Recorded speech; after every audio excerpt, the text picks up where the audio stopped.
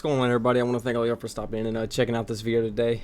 Call of Duty released us some patch notes on the new integration with Vanguard and the new Pacific map, Caldera.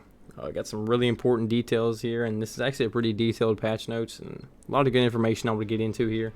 I'm not going to go too deep into everything because I just want to give y'all the most important points, because obviously y'all probably either read the article, can read the article, and I don't want y'all to watch a 14-minute video of me reading all this word for word. Anyway, let's get straight into it. On December 8th, the map will be here. The integration will begin if you own Vanguard. If you don't own Vanguard, you'll have to play Rebirth for 24 hours until the new map releases for everybody on December 9th. Here's a detailed view of the new map. It gives you all 15 areas that you can fight in, all 15 places that you can drop. This is pretty much what it'll look like when you go in on the plane for the first time, except all these names will be named here instead of lettered, to let you know. I'm not going to hit these maps too in detail, as I said, but we'll go over them real quick. Naval Arsenal, Industrial Docks, Shipment, and some compound buildings behind. Runway, this is probably where you can drop and get a fighter jet right away. Got the Ruins, Phosphate Mines, Peak. Kind of reminds me of a TV station right there. Beachhead, River Village, Clearwater Lagoon, Caldera Terminal. This kind of reminds me of a train station, even though it's the airport in the Pacific map. Agricultural Center, Shark's Lair Submarine Pen, Caldera Power Plant, Caldera Capital City, Royal Cabana Resort. I figured this would probably be a pretty hot spot to drop, probably some good loot too. And the theater that we've all seen anyway. As for new vehicles, we're going to have fighter jets, AA guns, trucks with AA guns to shoot them out the skies, and then ground-based vehicles including the squad transport all-terrain car, which I'm pretty sure is going to be this Jeep right here. Here's the main point I wanted to hit in this video. I don't feel like people are noticing this as much. At least I didn't see it till I really read it for myself, after watching a couple videos. Your Cold War Modern Warfare guns and your operators and all that stuff will be gone, wiped clean. This is a fresh start. You will only be able to use Vanguard weapons, operators, and then your loadouts can only contain Vanguard weaponry, as well as the ground loot in the new Pacific map will just be Vanguard guns.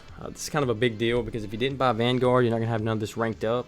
And you're kind of losing all your stuff that you've worked hard to rank up for the last 2 years. But I guess it gives a fresh start. But I think the Call of Duty devs kind of just wanted to sell Vanguard. And they wanted to give us a fresh start too. But I promise you the Vanguard sales will go up. And it's pretty obvious to why you'd want to buy Vanguard now. Because if you want to rank up your guns and dominate the war zone, then you're probably going to want to have Vanguard to rank them up in. We got some circle changes, in-game events and more. Pretty much circle times have changed, and in-game events will be just like Flashback. As far as Rebirth Island, it'll be going away for the half of Season 1, but it will return. And you will play it for those 24 hours, and if you don't have Vanguard until the 9th when it releases to everyone.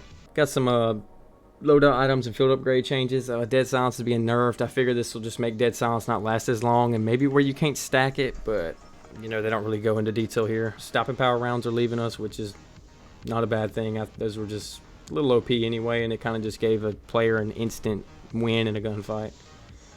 They mess with the stun grenades, heartbeat sensors, and dual melee weapons. Loadout drop markers. If you played the Flashback mode you noticed where you couldn't buy your loadout until the first loadout drop came. This is going to be the same way in the new Warzone map. Loadout drops will not be available from the buy stations until the first loadout drop has came to everyone in the game. As they say here, effectively shifting their usefulness from an immediate power spike to a more tactical choice in the mid to end game.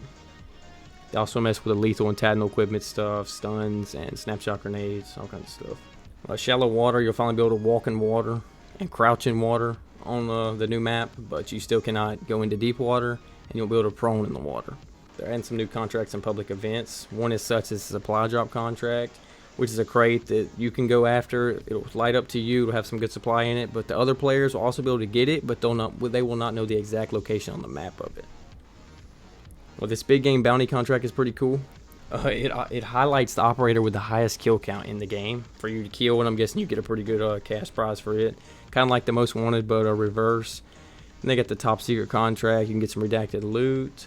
There also may be some redacted weapon crates, just like in the Flashback mode, that will contain some redacted weapon blueprints that were seen in Verdansk. So you might actually find an AMAX on the new Pacific map, or maybe even a buffed out stoner. I mean, who knows? But that's pretty cool. I would like to get lucky and find an AMAX on the new map. Last but not least, the Rico anti-cheat will roll out day 1. This will be a driver for all you PC players to download, and hopefully this anti-cheat will be effective as they say, because they've hyped it up a lot. And I hope it is, because, you know, who wants to see as many cheaters in the new map as they did in Verdansk? Nobody. Hopefully this is effective, and obviously excited for that change as well. Alright, so hopefully I went over every detail that you wanted to know. Hopefully this video helped you out, kind of gave you a quick overlay of all the important stuff.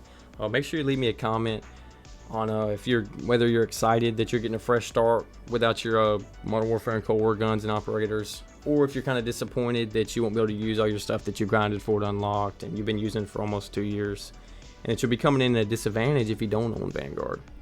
Yeah, let me know that in the comments, but make sure y'all leave a like on the video, subscribe to the channel. We do live stream.